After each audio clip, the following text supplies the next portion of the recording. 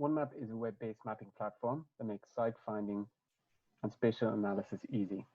We focus on gathering property information relating to planning and demographics, and we provide a platform that is powerful, fast, and easy to use. Onemap is built around the Carto open source stack, and Onemap gathers and collates information from a wide variety of open as well as proprietary data sources and packages them together with powerful custom spatial analysis tools.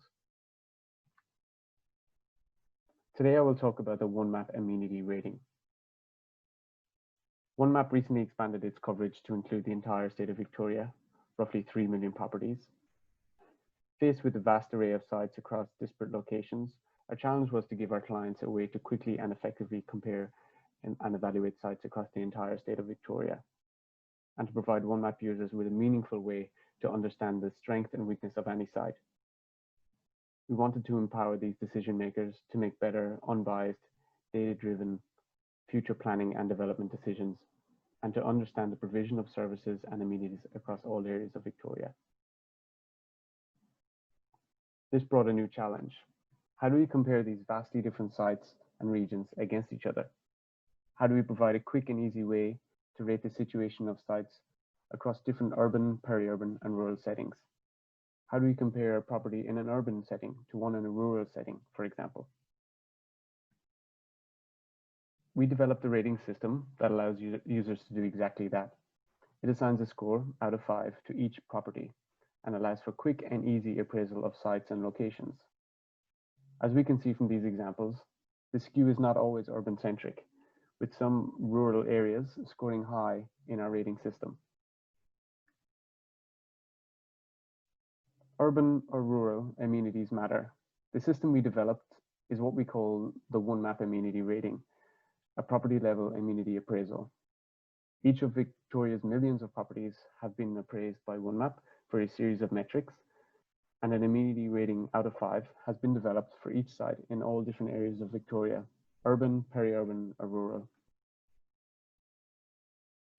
The amenity rating was developed in consultation with a number of industry professionals across the landscape architecture, planning, and urban design fields. During this consultation, a core set of 6 amenities were identified: education, health, community, retail, transport, and education. Locations were gathered for each of these amenity categories, and stepped isochrones were calculated for each amenity type, i.e. up to 100K from airports, 50K from unis or tapes, 50K from hospitals, and 30K from supermarkets. The scores were normalized to prioritize certain categories. Health was weighted above retail, for example. With all 6 amenity categories considered, our algorithm assigned each site a rating out of 5.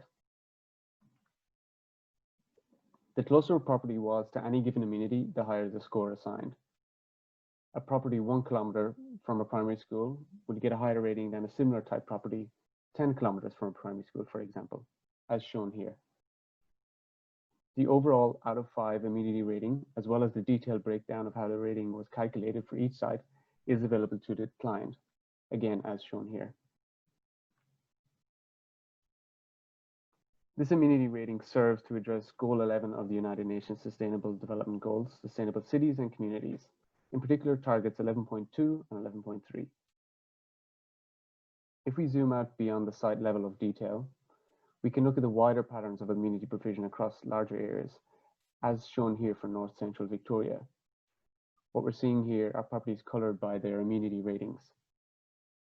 By using this amenity rating, decision makers can make better, unbiased, data-driven future planning and development decisions.